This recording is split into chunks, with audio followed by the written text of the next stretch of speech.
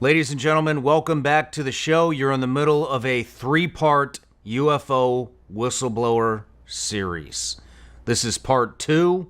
Today we have DC Long, an Army combat veteran who witnessed a hovering monolithic structure in an underground facility on an Army base. Ladies and gentlemen, if you like what you see, please like, comment, and subscribe to the channel. Go to Spotify and Apple Podcasts, leave us a review, and for those of you that are content creators, we've seen you guys pulling our content off of our episodes, and we really appreciate it. We made it easy on you. There's a link below. It's got hundreds of raw reels that you can take, download for free, make your own content out of it, monetize it, make money. All we ask is you tag the show. Love you all. Enjoy the content. See you soon. DC Long. John. Welcome to the show, brother. Pleasure to meet you. So, we met also at Dr. Greer's conference in DC with the Whistleblower Conference. And I just want to say it's an honor to have you here. I know it takes a lot of courage to come out and talk about what you're talking about after so long.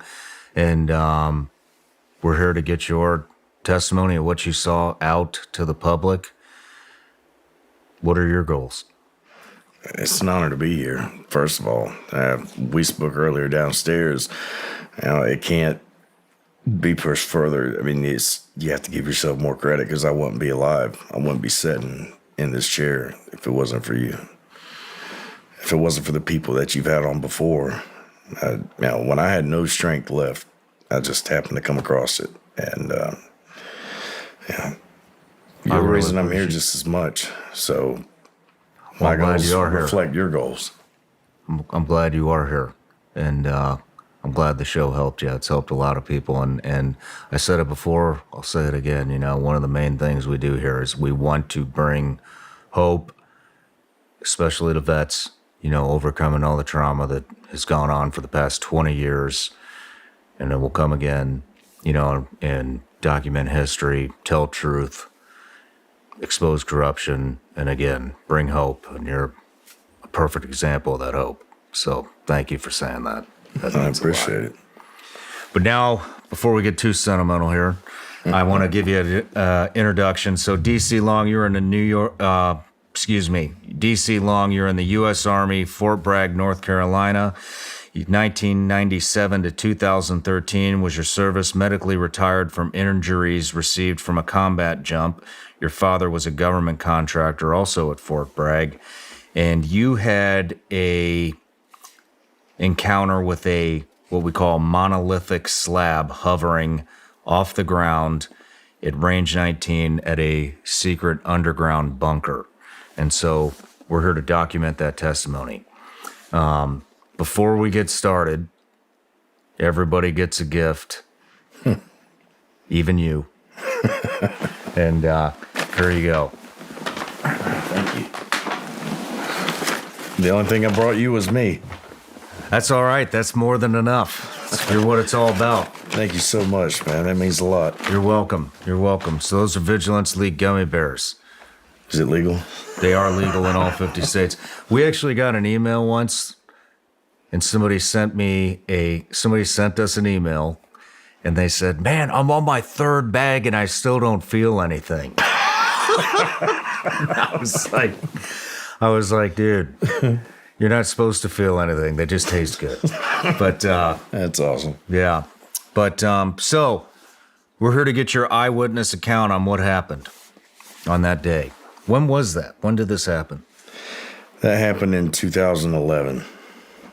At the end of 2010, beginning of 2011, when I was still in Fort Benning, Georgia. Were you still active? Yes, I was. And incidentally, it had nothing to do with my military career. Anything that I did in service had absolutely nothing to do with it, in the sense that, as you said, my father was a government contractor. And on occasion, I had a 30% stake in the business. So he would ask me to help him out whenever I could. So I took leave. I came back down to Carolina to help him out. That day, the day in question, he was in the 18th Airborne Headquarters, G5 War Room. What he was doing there, I didn't ask. He didn't tell me. But that's where I met him. He told me that we were going to get an escort from JFK Warfare to take us over to a place called Range 19. Is it thundering outside? It is. Okay. I didn't know if you'd set me up. But where was I? I apologize. You got selected to go to Range 19. Yes, sir. Yeah. They called us. He called me up, said that we had an escort coming from JFK Warfare to meet us and take us to a place called Range 19. Just real quick, what was your dad's business as a contractor? It was turnkey. Originally, it started out doing residential and commercial construction from the monolithic slab to turnkey. Everything was subcontracted in-house. So it's whatever you needed, as long as you had plans. It was construction. Right. That was the main purview. Just why do you think you guys got selected to do this? Well, as long as my dad was there, he's always had hunting land in North Carolina. And a lot of the guys from group that he met there would come down to his land, go hunting with him. A couple of the Delta Cats that he knew take us on their planes. We'd go down to Arkansas and do some duck hunting. And it's all over the U.S., Montana, Colorado, Mesa, elk hunts, bear hunts. Yeah, it's just the guys who were into it. That's how they got tied in. And he did submit everything that he did through the Army Corps of Engineers. That's where he would submit all of his bid submittals for the contracts, like the ForceCom building that they built on Fort Bragg. He was responsible for the top 3 levels of it. And but as far as how he got tied in to do the work around McKellar's Lodge during the SF compounds, I have no idea. We didn't talk about that in that sense. So, yeah, I just assumed it was the guys that he had met, and I knew him well enough just not to ask questions. They got the bids into where it needed to go. Say again? They got the bids into where it needed to go. Right. Okay. And it's not like it was a public bid. Not everyone could. Yeah. Because I imagine there were things that they weren't supposed to see, and we just weren't naturally curious people. So it's not like they had to worry about us saying anything. Yeah. The day that I met him up there, like I said, the escort comes to meet us. It's one of the guys that he knew that he had hunted with. I didn't know this gentleman. But they pick us up in a van.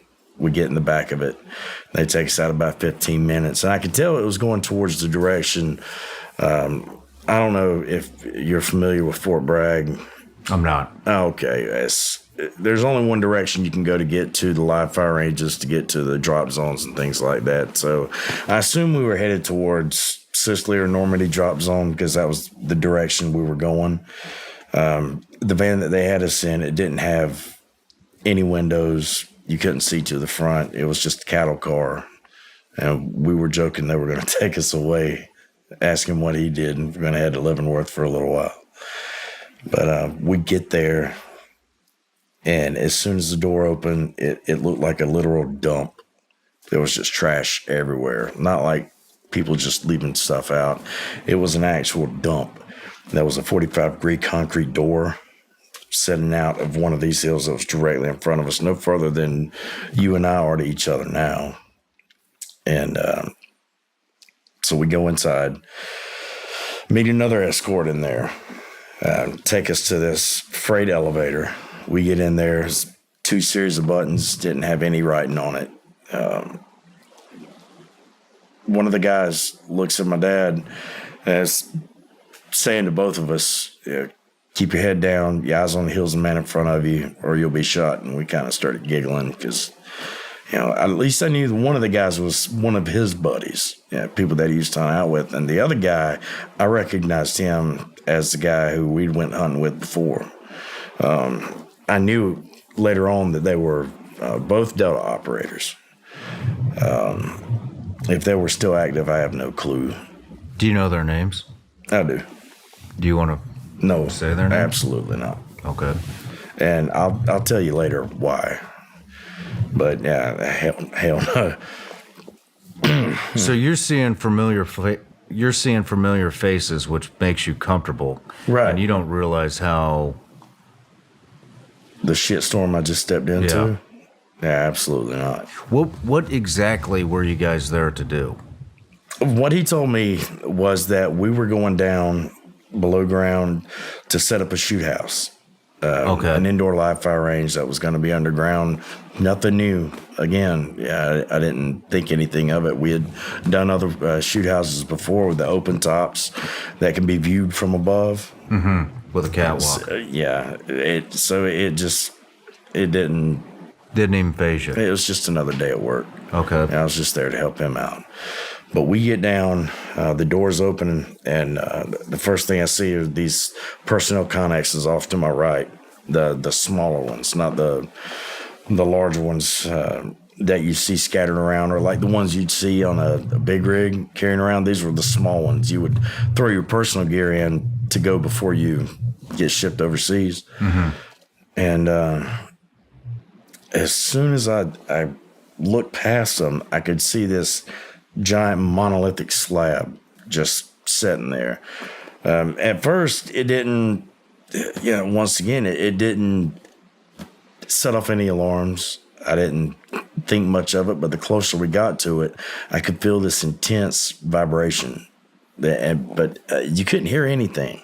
It was dead silent in there. The loudest thing was the footsteps that I could hear. And what did the vibration feel like?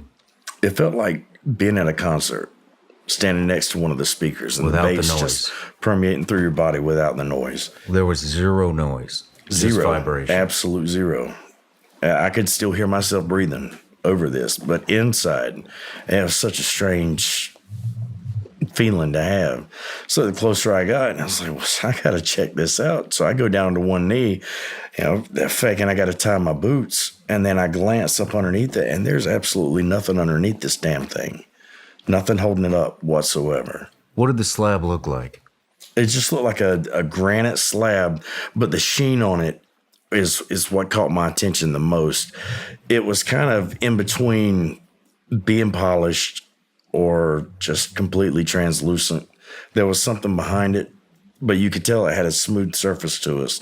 And the only lights that were on in that hangar that we were in were directly over our head where we were walking through that walkway.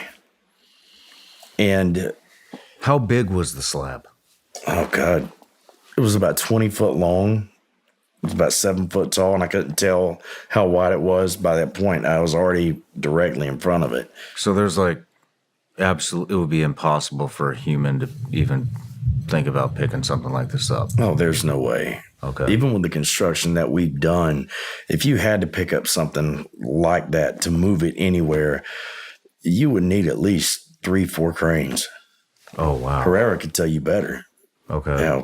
The scope of equipment that it would take just to get it off the ground, not even to transport it to another location. But at this point, I'm still down on my knee, and I'm looking, and behind it, I can see 2 people standing. The only thing I can see is their feet, but there's this boulder directly behind it, and it's on the ground. And I glance over my shoulder, and there's a guy with his back turned to me standing in front of another boulder identical of the other one that I could see up underneath the monolithic slab, and he's just pushing it with one hand. And then I assume he's pushing it in the other direction because it's just freely spinning, no wobble. It's like it was attached to the top and the bottom, and it was paper mache. That's how easily this guy was just spinning it around. Wow. Now, at this point, the escort behind me kicks me in the back, says, "Let's go." So we get up, keep going, go down a flight of stairs. That's when we get to what we call the shoot house. You could see old lanes where they had actually used it before as a live fire range underground. And we'd probably only been down there 15 minutes, 15, 20 minutes maybe. Father was taking notes on the dimensions, what we needed, what I guess he understood what they wanted. And I know that we had to replace the walls. It's inconsequential to the story, but we had to replace the rubber on the walls for the shoot house. And in that amount of time, we go back upstairs, exact same route that we took on the way down, and everything's empty when we get to the hangar again. Everything, the 2 boulders in the back, the monolithic slab, all of it is absolutely gone. And we weren't, 100 yards below these guys. We were just 1 flight below them. So whatever it was that they were taking out, we would have heard it. Even the people making noise around it, you would have still been able to hear. But it was dead silent. Like I said before, there was nothing in there. Just our feet. But coming back through, it was absolutely gone. Everything in there just vacated. And at that point, how much time had passed? Less than 30 minutes. Less than 30 minutes. Because it didn't take us long to do what we had to do downstairs. And this was just an assessment. You guys weren't actually, you weren't doing any construction or repairing the walls or anything. It was just this is what we need to do. So there was no equipment that you were operating that would have muffled any sound that was going on above the right. Taking measurements, layouts. The loudest thing was the tape measure we were using. That, a roll tape, and a notebook. That was it. That was the only thing that was the only thing we had down there. I don't know if I've ever been this excited to represent a brand. I'm talking about First Form. I just align so well with what they've got. First Form is a supplement company. They have just about every supplement you can possibly imagine. All grade A stuff. Let's go through some of the stuff that, some of my favorites, all right? Here we go. 1, Enduro Performance. This is a non-stimulant pre-workout mix. Guess what? Made in the USA. Protein sticks and the protein bar. Look, I'm an entrepreneur. I'm super busy. I don't have time to go to lunch. In fact, I don't even know what a lunch break is. This is my lunch for the most part. Then we got OptaReds 50. Guess what? Also made in the USA. So is the protein bar and the beef sticks, actually. But OptaReds 50, guess what, guys? Beets, super healthy for you. Guess what? They taste like shit. This doesn't. 2 scoops, throw it in there. You get all the benefits of having beets with OptaReds 50. Then we've got protein. Everybody needs protein. If you're not taking protein, you should be, especially if you work out. My favorite, chocolate banana. Guys, let me tell you something else about First Form. The owner, CEO, Andy Frisella, guy has made a phenomenal company. True American dream story. Started from absolutely nothing, sleeping on a mattress in the back room of a very small shop. Now, he's built an empire.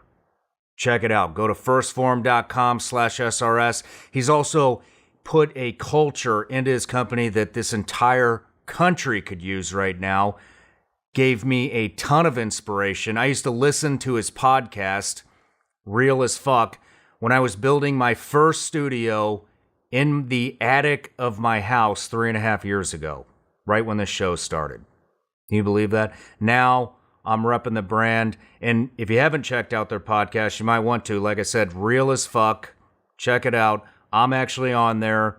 I do a pretty decent job, but let me know what you think. Anyways, once again, go to firstform.com/SRS. And when you get there, if you order $75 or more worth of product, guess what? You're getting free shipping. But you're only getting that if you go to firstform.com/SRS. That's 1STPHORM/SRS. Ladies and gentlemen, this is a real American company that aligns with all the values that America stands for. Check them out. Why are people investing in emergency food supply kits all over the country right now? The answer is because as tensions continue to escalate in our country, our very fragile food supply chain is going to wind up failing again. That means you really need a proper supply of emergency food on hand before the disaster strikes. You'll breathe easier knowing you can feed your family in a crisis.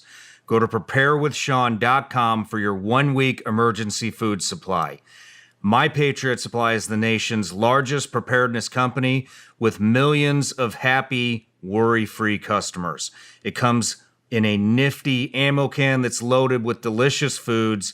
There's no skimping on these meals, offering 2,000 calories per day. Don't skip the special $30 in savings available this week only on the 1-week emergency food supply. Go to preparewithsean.com. That's preparewithsean.com. How far away from the slab did you feel the vibration? Did you feel it before you saw it? No. Whenever when the doors of the freight elevator opened and I looked down, I could see it. Okay. I mean, it was no farther than from here to that camera pod, 6-7 feet away from me whenever we were walking in. But what made me stop. It was that close. Right. What made me stop was as close as we got. I noticed that in front of me with my dad and the other escort in front of him, it was almost like hopping a tripwire. When you're on the trail, you just get it and go. And that was the first thing I noticed. And then the closer I got to it, that intense vibration, and I was just too curious. Yeah. I couldn't stand it. I had to figure out what it was. And I really shouldn't have. When did the vibration stop? It didn't stop until I walked away. Okay. In the center, looking at the top of it, you could see this black box. I've tried to describe it before, and it was extremely difficult. It just looked like a small black GMTK toolbox that a military mechanic would have or carry around. It wasn't very big, and it just had 2 leads that came off of it, and it looked like it was wrapped in a casing that you could almost see something inside of it, but it wasn't mechanical. It wasn't moving. It didn't have lights. It was just opaque. But it didn't really seem to serve any purpose. But the other boulder had the same thing on top of it. But so hold on, I'm sorry. Are you saying you saw 2 boulders and a slab? Yeah. And they were all 3 of them at the same time? The slab itself, the monolithic slab, it was about 12 to 15 inches off the ground. Okay. And whenever I knelt down to tie my shoes, I could look through it, and I saw the first boulder that I noticed, and it was just sitting on the ground. Okay. And then I glanced back, and that's when I saw the other boulder that had the same black box on top that was being moved around. And that was levitating? Yes. So 1 boulder levitating, 1 slab levitating, 1 boulder on the ground. Correct. Okay. Did the slab have a black box anywhere near it? The monolithic slab? Yeah. It did. It did? Where was that located? It was on the top near the center where I was feeling most of the vibration. It was like the closer I got to it, that's where it was the most intense, at the center of the slab, where that box was on top of it. Okay. Keep going. And after that, we go back upstairs the way we came, like I said. We get out of the door to leave. Fan's still in the same place. We hop back in. We take that same 15-minute drive back to 18th Airborne Headquarters. They gave us our phone back. I got my ID. And then my dad said something to one of the other guys that I recognized that he knew, that I didn't know his name. But that guy took everything that my dad had, minus his phones. He took the notes, he took the tapes, everything from him there. And I didn't think much of it at that point. I didn't know if that was something he was going to submit to the Army Corps of Engineer rep that he had, whoever was going to coordinate, or give him the go-ahead to submit a bid to do this project. Yeah, so to me, again, that didn't set off any bells. We're getting ready to leave. As I said, let me back that up. Before we go and get our phones and our identifications, the second guy that I recognized, the one that I do know, he was upstairs in the G5 War Room in the 18th HHC. And it's just him sitting at the desk as soon as you go into the vault. And he's got 2 pieces of paper. And he's like, I need you to sign this. And it was an NDA. And I was like, fuck that. I'm not going to sign that. Come on, man. Really? It's like, you know me. I don't give a shit. And my dad just kind of played it off to the same thing. He's like, man, I'm not signing that shit. So that's whenever we leave. At that point, I'm getting ready to go back to Georgia. This is roughly 24 hours later. I get a phone call. It was one of my dad's employees. He's like, hey, man, what's going on? I was, nah, not much. Just headed back to work. He said, well, we can't get to work. So what do you mean? He's like, well, everything, they called it the barn where we had all of our equipment stationed, where they would meet before they would go to Fort Bragg. He said, the barn's locked up and everything's gone. This is the same day? No, this is 24 hours later. Okay. Whenever I'm getting ready to go back home. And I said, well, what do you mean? He's like, well, everything's gone. So I try to call my dad. I can't get up with him. I was like, just stand fast. I'm coming down there. So I get down there. And like you said, the barn's locked up. Everything down there that I could see. I mean, you can still go there to this day. You could see our staging area and how big it was and all the equipment that we had there. It's absolutely barren. There's nothing there. It's all gone. And my dad at the time lived just around the corner from there. I go up there to his house and the door's kicked in. And like the video I showed you earlier downstairs, I did that to illustrate how close me and my father were. Because just telling the story from this point on, it sounds inconsequential. But like, oh, well, sons and fathers have problems all the time. It's no big deal for bad blood to take over, and just people can be too much like each other, bullheaded, and not be able to communicate. And that's why I showed you that, so you could see what kind of, I mean, I've called the damn guy my hero, because he was. But I get in there, and my dad's sitting at his couch. And his office is just to the left of his living room, and everything is torn out. Everything is gone. And I was like, what's going on, man? He's like, it's all gone. I was like, do you think this had something to do with Range 19? And he stood up, that man you saw, and he said, don't you ever fucking mention that name to me again. And that was the last time that I got to spend any time face to face with my daddy. Yeah, I'm sorry. It's a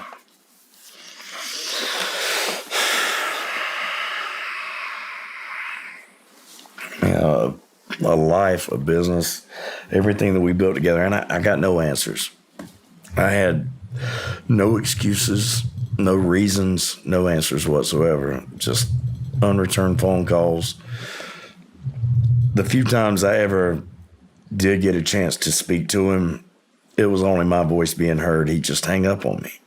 He'd hang up on you? Yeah. I didn't, my God, it wasn't until 2021 that I got to see him again. I didn't get to. He would just refuse to see you? Yeah, absolutely. And it made me wonder, what could somebody threaten you with to make you turn your back on your own child? I don't know how many children you have, but I killed for my country. What in the hell do you think I would do for my babies? And I'm his only son. I'm his legacy. Every long from the beginning of time to me is, if it stops with me, then that's where it stops. But he gave me that. To us, that was important.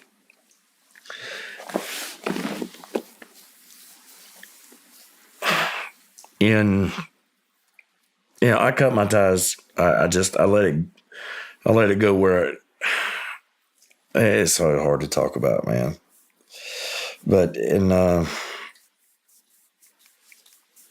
let's get back to my part of that affects my career and why I was retired. It was. Is your dad still alive? No, he's not. When did he pass? November 10th, 2021. How? Well, that's. They said that he had aggressive cancer that they found late, that he was just ravaged. It was all over. And I know shit happens. I'm no stranger to that. With our careers and all the guys in this room, none of us are strangers to things happening. We have a better way of accepting it than most people do, I think. But not him, not like that. I'm not a conspiracy theorist. I don't get into that part of life. It's just, even some of it to me that I'm aware of, irrefutably makes me feel like it's just absolutely insane. But I will never believe that my father died of cancer or natural causes. A man as big and as powerful as him, not because he couldn't have been taken. We're all measured. It was just he was healthy. And then in 2 months, he went from being 240 pounds to 105. Wow. Just, I mean, they called me and told me that he was in the hospital and I went to go see him, I walked by his room twice. Honestly, the first thought that crossed my mind is that, man, I feel bad for that guy. That sucks. And then when they told me that's who it was, I went in and he still couldn't even look at me. And I don't know why. And I took his hand. I said, look, man, I don't even know if you can talk. He had the chemo scars or some, looked like, I assume, were chemo burns on his mouth. It was just these gnarly burns on his face. And his eyes were just cracked with jaundice. And I was like, man, we're square. I don't care what happened. I love you. And a tear went down his cheek and I was asked to leave. He started to code. And that was the last time I saw him. It's shortly after the incident. It was in late 2011, early 2012. I've already been J&PI kitted out for a combat jump. Got the full pack. Got the 1950s weapons case dangling. And I was the first man in the stick.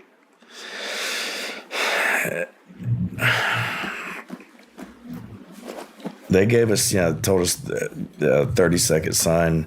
We're all hooked up and ready to go. The jump master's got his arm up, getting ready to hit me in the back. And then we see shuffling, and I'm only one of 12 guys that I jump with every time. It never deviated, no change. That was my team. It didn't matter if it was CONUS, OCONUS. Those were my guys, only 12. And a guy from the back shuffles his way to the front, and it's one of the escorts. He is unmistakable. You can't. I mean, really? You know. Yeah.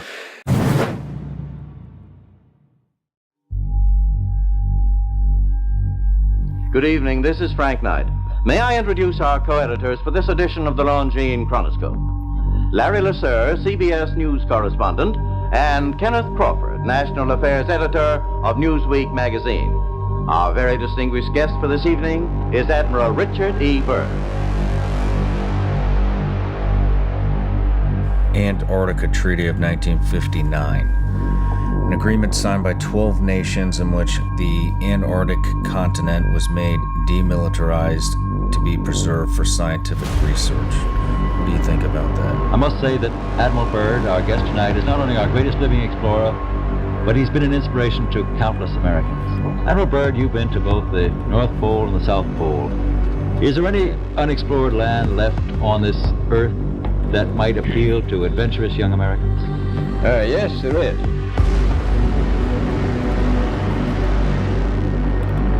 He was also previously contracted by Raytheon Polar Services as a cook to work on a cat train that went across the ice, and he said the express purpose for him, I should say, for that team working for Raytheon was they were searching for missile site locations. They find out it's really usable, not only to live in, but militarily.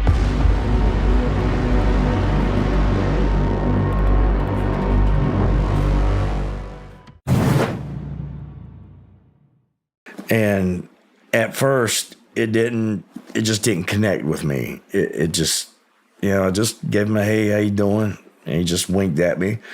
As soon as that John Master's arm came up and the green light's getting ready to go off, no sooner than it hit and I felt his arm coming down, I feel something slap me on the side of the face, and it was the static line. And that man took off out of the aircraft. And when he did, it snapped my neck. And it pulled me out upside down, deployed my combat gear.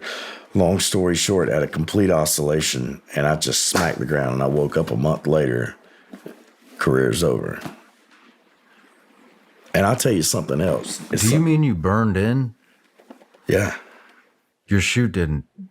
Oh, my chute. What happened? My chute deployed. But whenever I fell out of the aircraft, and I think maybe we were jumping from 800 feet, if I had to guess, that's what it looked like from the horizon. But whenever he hit me going out of the aircraft, and the static line went taut, and it snapped my neck, and I fell out of the craft. I'm not even sure how I fell out, but it deployed my lowering line on the way out. So whenever my canopy did open, it just started a complete oscillation. Okay. I remember looking down and seeing daylight, and just smack, and it was over. You think that was an assassination attempt? I know beyond a shadow of a doubt that it was. And the only reason I tell you that is because when my father died, not even a week after I buried that man, I'm at our new house at the beach. Nobody knew I'd been there. I hadn't even changed my driver's license over. I hadn't even told the VA that's where I'm living. Not even a week after that man was buried, I get a knock at the door. It's that same guy who cut me out of the door. Hands me a note. It said, thinking of you. He's like, hey, sorry about your loss, buddy. What would you do? And Dr. Greer asked me, he said, well, did you feel like they were trying to intimidate you or they're trying to hurt you? Absolutely not. If that was the case, I would have never seen it coming. To me, it just felt like somebody looking you dead in the eye and said, I can touch you anytime I want. And then everything started flooding back, and that's what led us to here. I wrote out that entire story to Dr. Greer. You fell out, and it was a week after you buried your old man, you said? Or the day after? I'm sorry. Whenever he showed up? Yes. That was a week after I buried my father at Rudy Maris Cemetery in Dublin, North Carolina. Nobody knew I was there. Nobody. So this is 2021. Yes. Just a couple of years ago. Yes. And this happened, when was the accident? When was the assassination attempt? 2011, 2012. Did you recognize him I've got it immediately? written down everywhere. It's so hard to remember. That's when I got this. Yeah. And ever since then, it's just been fuzzy. And that's what led us to this. That scared me so damn bad that I had decided I wasn't suicidal. Please don't get me wrong. I was not depressed. I just felt like at that point that it's not about me. I've got my children. If something happens to them, it's my fault. So I figured if I quietly recuse myself, who's going to know better? What's it going to matter? My story's over. Get to see my dad again. And hopefully save my kids from this bullshit. Because everything changes. It's one thing when you lose your brothers. It's one thing when you lose your family. But if you worried about losing your children, that's taking it to a whole nother level. Yeah. You know, just because we choose to be peaceful at this point in our lives does not mean that we forgot how to be violent. I'll take the whole damn world down to protect those kids. And I know you would do the same for yours. Yeah. But what stopped me was you. Are you in contact with your mom? No. Is she alive? She's alive. Was she still married to your dad when he passed? No. Was she still married to your dad in 2011 when this happened? When you witnessed the monolithic slab? No. No contact? No. And unfortunately, I remind her a lot of my father. And it's nothing against her. We still have a great rapport. I mean, I'm 43 years old with everything I've been through. I still blow my mama a kiss whenever I leave her. It's not like, we did the same thing my dad did. It's just I know how painful it was for her to lose him and hearing me speak. We have the same eyes. Do you guys ever talk about this? No. Was there any communication from your dad to your mother that you're aware of? The only way regarding she's the going to event? know about any of this is by watching the podcast. Okay. All right.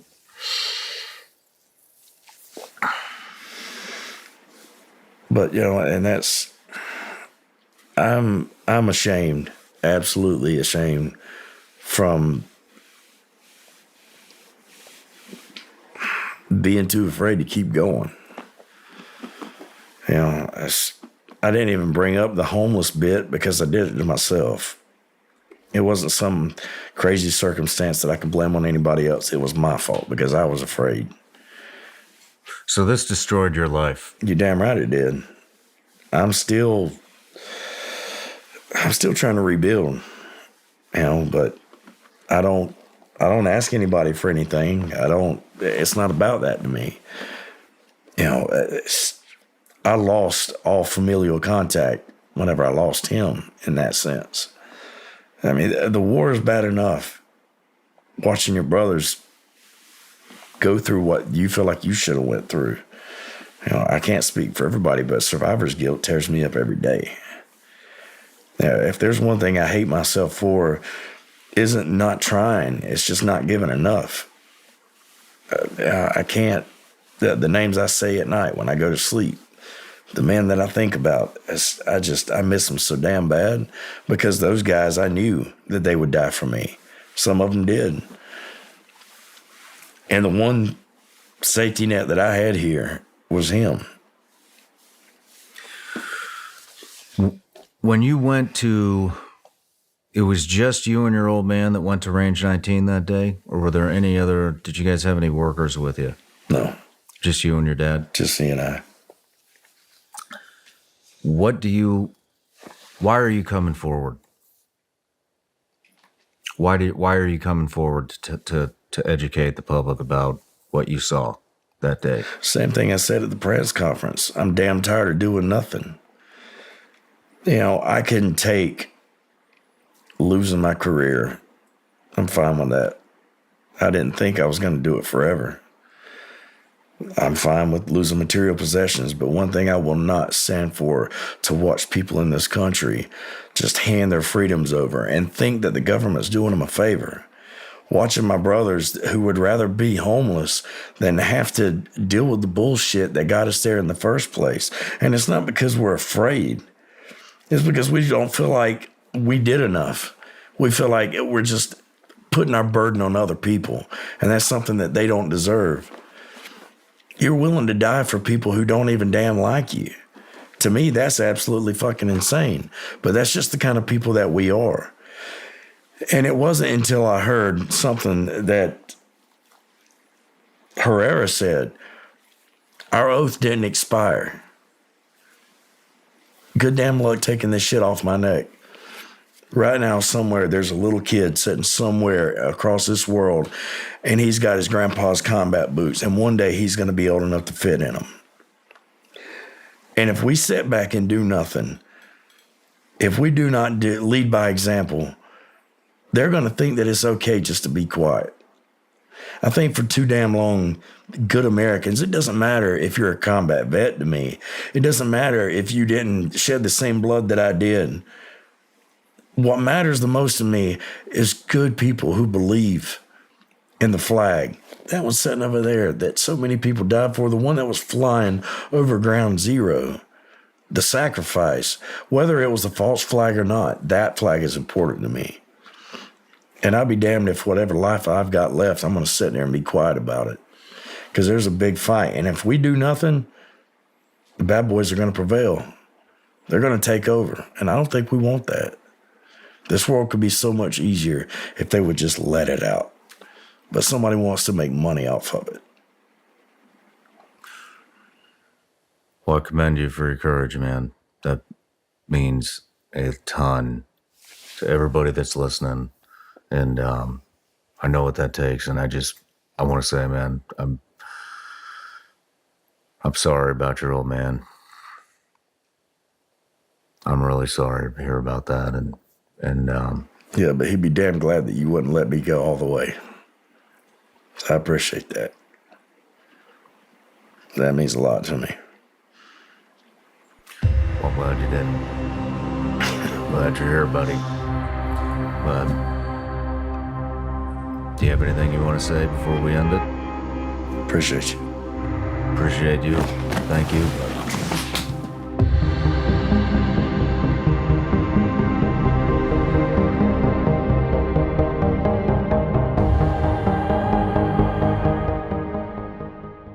Hey everybody, I'm Sean Ryan. Click here to subscribe to the Sean Ryan Show YouTube channel for the hottest and most compelling interviews that you will not see anywhere else. I've also made a playlist of all the previous SRS episodes so they're easy to find. You can find that right here.